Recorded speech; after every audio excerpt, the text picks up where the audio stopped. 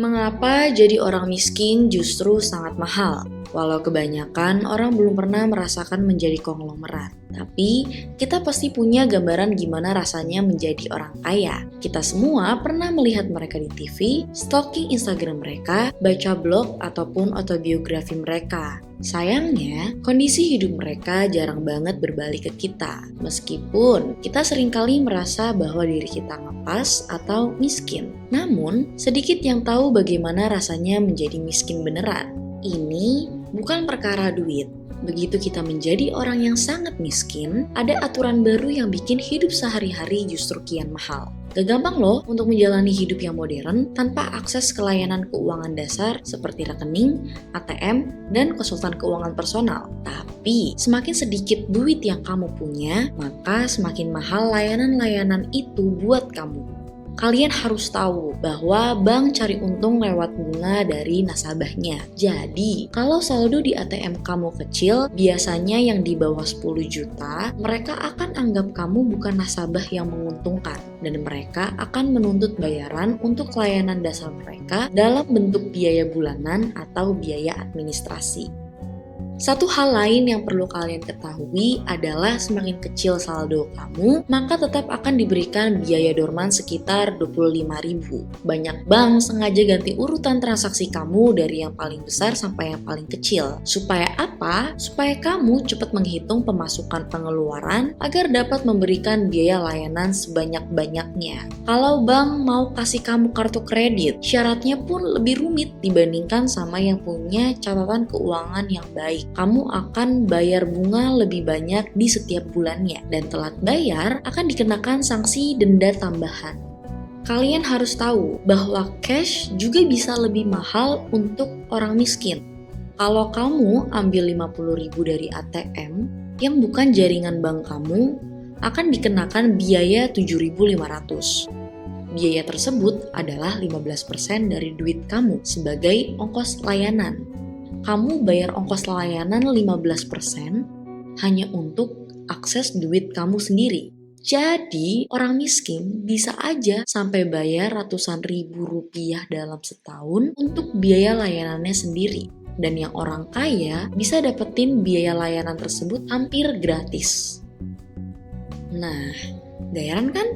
Kalau banyak orang yang berpenghasilan rendah itu menghindari bank, ya karena biaya admin. Gak punya rekening bank berarti perlu bayar biaya tambahan untuk ganti kecek gaji. Sedangkan untuk bayar tagihan listrik, jasanya harus dibayar. Dan kalau tagihannya jatuh tempo dalam beberapa hari, gimana tuh? Ya, kamu bisa pilih antara bayar denda keterlambatan atau dikirimin surat cinta.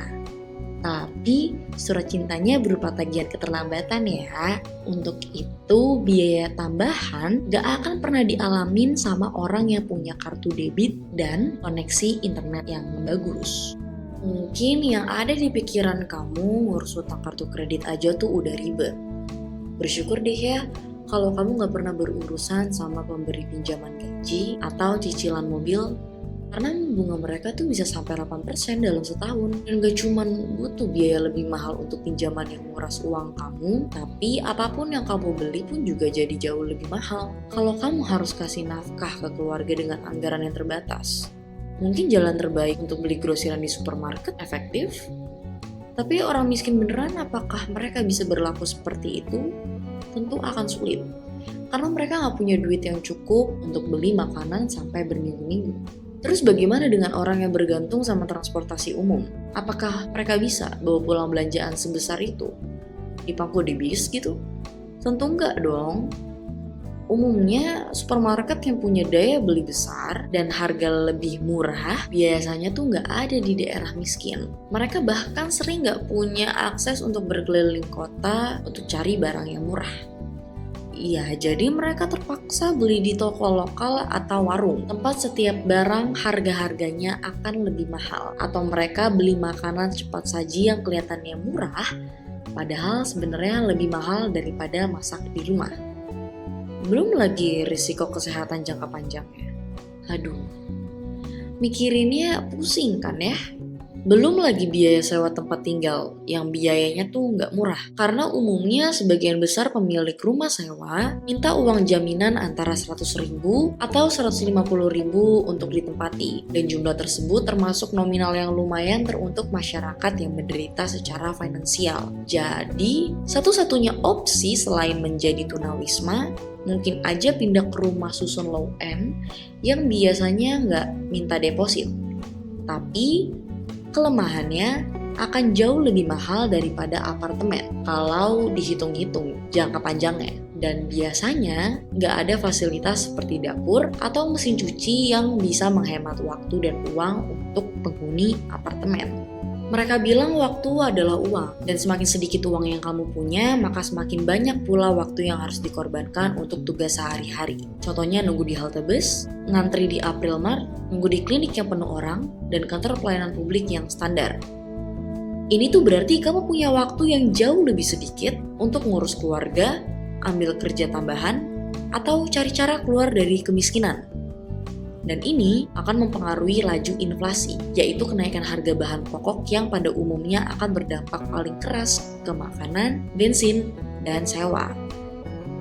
Semakin rendah pendapatan kamu, maka semakin besar persentase biaya bahan pokok untuk sulit terpenuhi. Jadi, orang miskin akan lihat pengeluaran mereka naik dengan tingkat yang lebih tinggi dibandingkan orang kaya. Dan semua tekanan ini memberikan dampak buruk pada psikologi seseorang yang hanya membuat semuanya menjadi semakin buruk. Coba deh kamu bayangin, ketika di masa sulit harus mengambil keputusan yang bijak, baik dalam mengeluarkan uang terakhir kamu yang dipakai untuk bayar tagihan air ataupun beli makan malam, isi bensin mobil, atau pergi ke dokter. Pemborosan energi mental yang gak pernah berhenti ini menyebabkan penurunan kualitas keputusan kita. Itulah yang menjadi salah satu fenomena kehidupan. Ada kalimat psikolog yang berkata kelelahan keputusan. Ini adalah alasan kenapa ada yang mampir ke pemberi pinjaman meskipun mereka tahu itu solusi yang terburuk. Karena mereka udah kecapean sampai rela pilih solusi instan meskipun akhirnya malah menjadi tambah masalah. Deket banget kan sama kelelahan keputusan? Ada tuh yang namanya jerat kelangkaan, di mana kita cenderung fokus pada sumber daya yang kita punya paling sedikit. Sampai-sampai kita tuh lupa sama gambaran besar. Misalnya pas lagi sisa dikit popok, bisa bikin panik. Dan maksa seorang ibu miskin buat beli roti tawar untuk seminggu ke depan. Akhirnya baru menyadari bahwa dia nggak sisihin cukup duit untuk membayar sewa rumah. Beberapa orang mungkin mikir kalau orang miskin cuma perlu kerja keras dan pintar ngatur duit. Ya, iya sih. Meningkatkan situasi finansial memang butuh itu. Tapi juga butuh sedikit uang ekstra untuk diputar lagi dan diakses ke pilihan pengeluaran yang baik.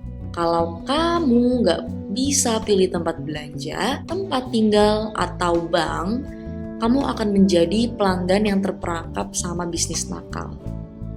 Kalau nggak ada uang ekstra untuk disimpan, diinvestasikan, ataupun diatur, ya artinya kamu nggak bisa buat rencana keuangan. Dan kapan kamu bisa mikirin masa depan kalau kamu sendiri terus-menerus ngehadepin masalah hari ini? Jadi, kalau kamu lagi bilang diri kamu miskin, coba inget deh, punya sedikit ruang untuk bernafas itu jauh lebih baik daripada tidak punya sama sekali. Sekali lagi, ini bukan persoalan miskin, tapi ini reminder untuk kalian semua yang sedang berproses dalam menuju perubahan besar. Harus lebih lagi berusaha dan tingkatkan kondisi keuangan kamu. Jadi, kalau kamu punya sedikit ruang untuk bernafas, bersyukur dan jangan disia-siain. Itu aja dari kami, ketinggalan bayar satu kali bisa cepet banget bikin kamu tenggelam dalam hutang. Udah pernah ngalamin belum? Dan kamu bisa keluar dari situasi itu nggak? Ceritain dong pengalaman kamu di kolom komentar. Jangan lupa klik tombol subscribe dan pencet loncengnya supaya jika ada video baru dari kami, kamu tidak ketinggalan.